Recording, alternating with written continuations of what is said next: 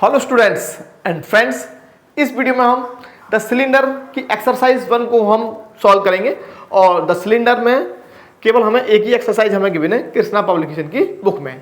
तो सबसे पहले हमने क्वेश्चन नंबर 1 का फर्स्ट पार्ट लिया है और क्वेश्चन नंबर 1 का अगर आप देखेंगे तो इसका सेकेंड पार्ट, क्वेश्चन नंबर 2 और क्वेश्चन नंबर 3 तीनों ही हमारे सेम है।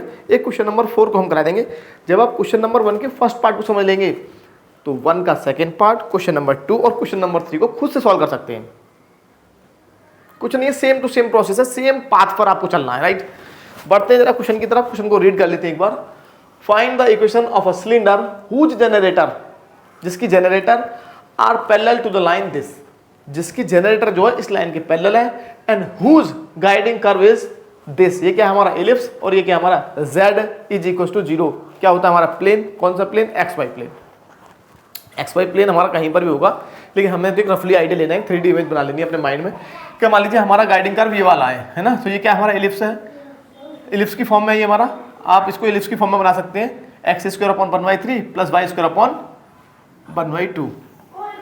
ये मान लीजिए हमने कोई एलिप्स बना लिया और ये एलिप्स कौन सा है? 3x square plus 2y square is equal to 1। अब ये मान लीजिए कोई लाइन होगी कहीं पर, कौन सी लाइन है ये वाली, इसका नाम क्या है? इक्वेशन ऑफ लाइन हमें गिवन है x upon 1 y upon 2 and z upon -1 मान सकते हैं। अब जो हमारी जनरेटर है वो इस लाइन के पैरेलल है और जनरेटर है तो वो गाइडिंग कर्व को इंटरसेक्ट करेगी। क्या करेगी? इंटरसेक्ट। भाई हमारा जो सिलेंडर होता है वो क्या होता है? वो किसी लाइन के अबाउट रोटेट होता है। मान लीजिए ये लाइन है, इस लाइन के अबाउट रोटेट होगा, राइट, और साथ साथ किसी गाइडिंग कर्व को इंटरसेक्ट करेगा। तो हमें क्या मिलेगा? उस सरफेस को हम सिलेंडर बोलेंगे। भाई जब हम किसी लाइन को किसी अनदर लाइन के रेस्पेक्ट में रोटेट करें, मूव करें उसको, और जो किसी गाइडिंग कर्व को इंटरसेक्ट करता हो, तो जो सरफेस हमें मिलेगा वो हमारा क्या होगा? सिलेंडर।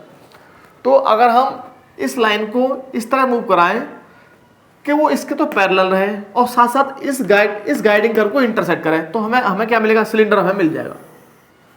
अब ये जो हमारा गाइडिंग कर्व है वो क्या है? तो गाइडिंग कर्व है हमारा एलिप्स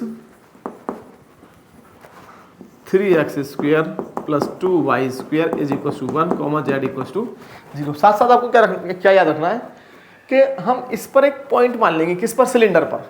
हमने ये पॉइंट मान लिया A, x1 y1 और ये z1।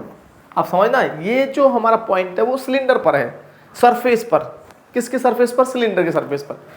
तो ये जो पॉइंट होगा किसी जनरेटर पर जरूर लाई करेगा। भाई मान लीजिए कोई सिलेंडर है, ये सिलेंडर है, तो इसके अलावा कोई एक जनरेटर जरूर मिलेगी। मान लीजिए यहाँ पर एक पॉइंट है, तो इस पॉइंट पर एक जनरेटर जरूर मिल जाएगी हमें, जो इस पॉइंट से पास होगी, राइट। तो हमने सबसे पहले हमने क्या मान लिया है? तो साथ में लिख दीजिए यहाँ पर guiding curve, and guiding curve is 3x square plus 2y square is equal to 1, z equal to 0। तो हम मान लेंगे let x1 y1 z1 v any point on the surface of cylinder, on the surface of cylinder, cylinder के surface पे हमने कोई point ये मान लिया। अब ये जो लाइन है ना, ये जो जनरेटिंग लाइन है ये वाली, ये क्या है? जनरेटर और जनरेटिंग लाइन इसके पैरेलल है, तो इसके डायरेक्शन को साइन किया, डायरेक्शन रेशियो क्या है? 1 to 1। इस लाइन के डायरेक्शन रेशियो है 1 to -1, तो इसके क्या हो जाएंगे? इसके भी हो जाएंगे 1 to -1। भाई ये जो हमारी जनरेटिंग लाइन है वो इसके पैरेलल होगी, और पैरेलल है, हमेशा पैरेलल होगी, ये कंडीशन हमें गिवन है, राइट। तो ये लाइन, जनरेटिंग लाइन इसके पैरेलल है, तो इसके डायरेक्शन रेशियो है 1 to -1। तो इसके कितने हो जाएंगे? जनरेटिंग लाइन के 1 to -1। जितने भी जनरेटिंग लाइन होंगे सब के डायरेक्शन कोसाइन जो है, डायरेक्शन रेशियो हमारे 1 to -1 होंगे। और ये जो हमारी जनरेटिंग लाइन है वो पॉइंट से पास हो रही है, तो इक्वेशन ऑफ जनरेटर क्या हो जाएगा? Therefore equation of generator is given by x minus x1 upon 1 y minus y1 upon 2 and z minus z1 upon -1। ये हमने फाइंड कर लिया इक्वेशन ऑफ जनरेटर। अब यहां से आपको समझना क्या है, यहां से आपको यह समझना है कि इस कर्व पर, इस कर्व के किसी हर पॉइंट पर, इस कर्व के हर पॉइंट पर, जैसा कि हमने सेम कोन में किया था, कोन में भी हमने सेम रूल को फॉलो किया था, सेम रूल जो कि हमारा यहां पर है। अगर आप ध्यान से देखिए कोन की इक्वेशन को, कोन की वीडियोस को, तो स्टार्टिंग की जो वीडियोस हैं जो हमारे सेकंड पार्ट में है, हमने इसी रूल को फॉलो किया है। अब हम क्या करेंगे, एक पॉइंट इसमें मान लेंगे, हम पी पॉइंट मान लिया हमने इस पर, और इस पी पॉइंट के कोऑर्डिनेट फाइंड कर लेंगे। इस पी पॉइंट पर क्या होगा, देखिए ये जो पी पॉइंट है वो जनरेटिंग लाइन पर भी है, वो इस गाइडिंग कर्व पर भी होगा, और गाइडिंग कर्व पर है तो इस इक्वेशन को और इस इक्वेशन को तीनों पर अप्लाई करेगा, मतलब इस गाइडिंग कर्व पे अप्लाई करेगा। गाइडिंग कर्व में हमारी दो इक्वेशन है, इक्वेशन ऑफ इलिप्स और प्लेन, मतलब ये जो पॉइंट होगा इस प्लेन पर होगा, इस इलिप्स पे होगा, और इस जनरेटर पे होगा पॉइंट पी। इस पॉइंट पी को ही हम फाइंड करेंगे, लेकिन पॉइंट पी को जो हम फाइंड करेंगे वो हम फाइंड करेंगे जनरेटर और प्लेन की हेल्प से। पॉइंट पी को हम फाइंड करेंगे जनरेटर और प्लेन की हेल्प से, और यहाँ पुट कर देंगे और आपको गाइडिंग इक्वेशन ऑफ सिलेंडर आपको मिल जाएगा। बस इतना सा कार्य है। देखिए किस प्रकार फाइंड करेंगे। At point P, at point P पर क्या होगा कि z इक्वल टू 0 होगा। भाई यहाँ पर z का वैल्यू 0 होगा, 100%। क्या होगा, 0। क्यों होगा, क्योंकि ये z इक्वल टू 0 प्लेन में है, तो z का वैल्यू 0 है ऑलरेडी, जो 100% 0 होगा, राइट। तो z का वैल्यू 0 और z का वैल्यू 0 यहाँ पुट कर दीजिए आप। तो हम x, y और z का वैल्यू फाइंड कर लेंगे, x, y और z का वैल्यू। तो फाइंड करिए, z का वैल्यू जैसे 0 पुट करेंगे, x minus x1 upon 1, y minus y1 upon 2 और 0 माइनस z1 अपॉन -1। तो आपको ये मिल जाएगा यहाँ से x 1 का मल्टीप्लाई इधर फर्स्ट और थर्ड को लेंगे, फर्स्ट और थर्ड को लेंगे, तो x मिलेगा x1 और प्लस का z1।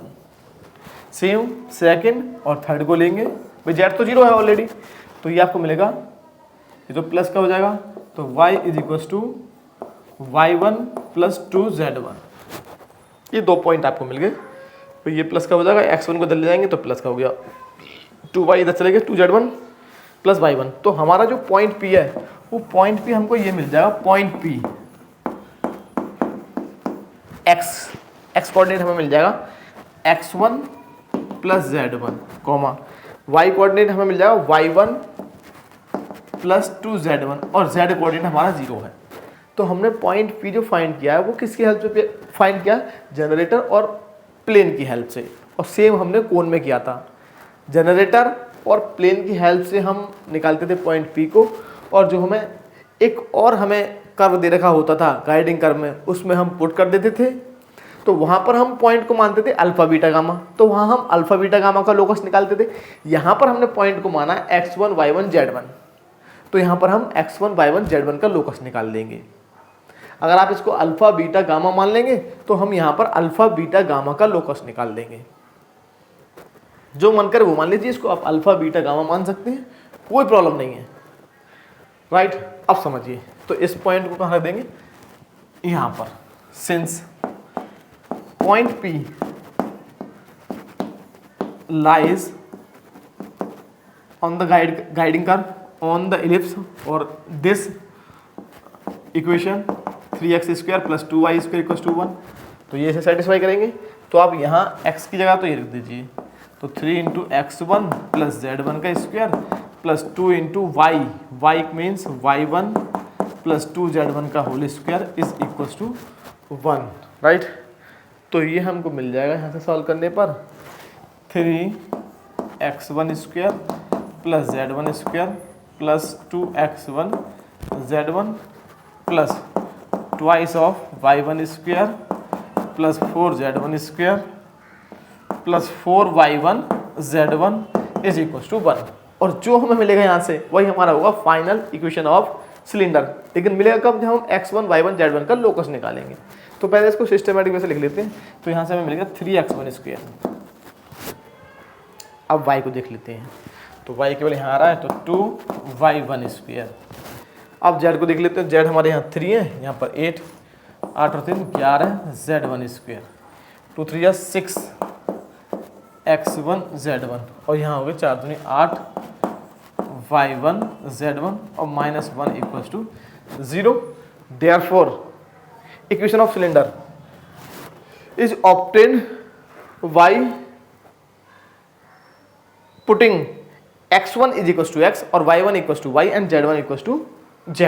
या तो आप x1 की जगह x और y1 की जगह y और z1 की जगह z रख दीजिए, या फिर आप सीधा लिख दीजिए एक line, the locus of x1 y1 z1 is 3x² plus 2y² plus 11z² plus 6xz plus 8yz minus 1 is equals to 0। और यही हमारा क्या है, is the required equation of cylinder, जिसका गाइडिंग कर्व हमारा ये होगा और उसकी जनरेटर होंगी वो इस लाइन के पैरेलल होंगी। एक बार आंसर को चेक कर लेते हैं, आंसर को चेक करना बहुत जरूरी है।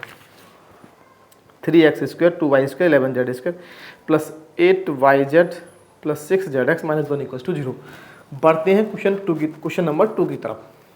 देखिए क्वेश्चन नंबर 1 का जो सेकंड पार्ट है, क्वेश्चन नंबर 2 और क्वेश्चन नंबर 3 जो है कृष्णा पब्लिकेशन की बुक में, पेज नंबर है G168, वो हमारे सेम है। इनको आप खुद से कर सकते हैं, बहुत ईजी है, सेम इस मेथड को फॉलो करना है आपको। और क्वेश्चन नंबर 4 जो है ये भी इजी है, इसको भी हम इसी वीडियो में सॉल्व कर लेते हैं। राइट, थोड़ी देर के लिए वीडियो को हमें पॉज करना पड़ेगा। क्वेश्चन नंबर 4 की तरफ बढ़ने वाले हैं।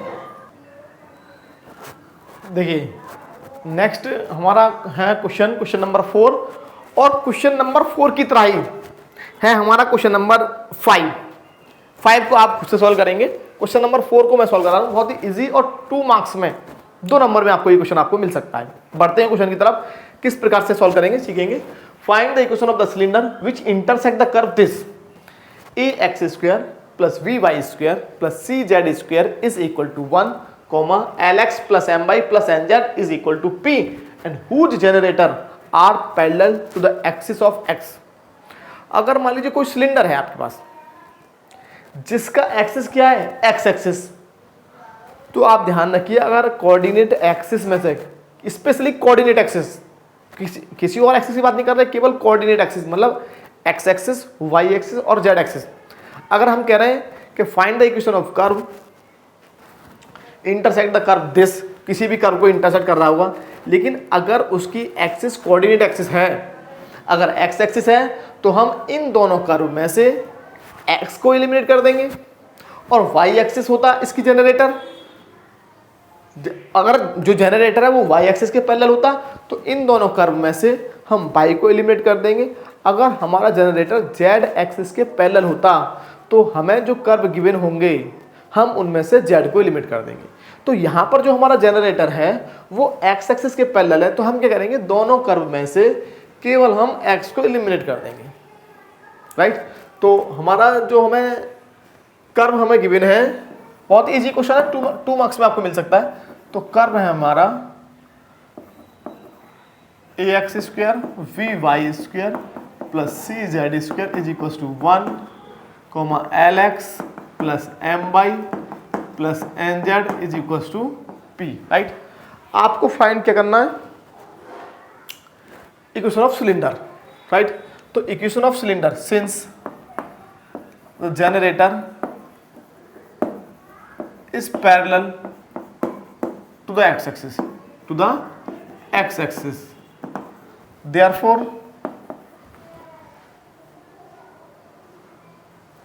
equation of cylinder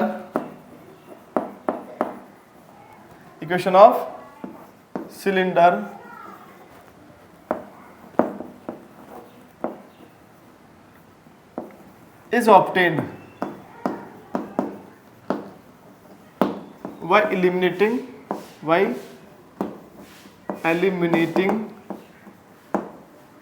x from first and second. अगर हम फर्स्ट और सेकेंड इक्वेशन में से हमने x को एलिमिनेट कर दिया तो हमारा क्या होगा, इक्वेशन ऑफ सिलेंडर को हम फाइंड कर लेंगे जो हमसे बोला है। वो सिलेंडर हमें मिल जाएगा जिसका जनरेटर हमारा x एक्सिस के पैरेलल है और वो जो सिलेंडर है वो इन दोनों कर्व को इंटरसेक्ट करता है। तो x को कैसे एलिमिनेट करेंगे भाई, यहाँ से हम देखेंगे, यहाँ से x का वैल्यू फाइंड कर लेंगे। तो LX हमें कितना मिल जाएगा, P minus M by minus N Z. Therefore x हमें मिल जाएगा P minus M by minus N Z upon L। और इस x का वैल्यू हम यहाँ पुट कर देंगे फ्रॉम इक्वेशन 1।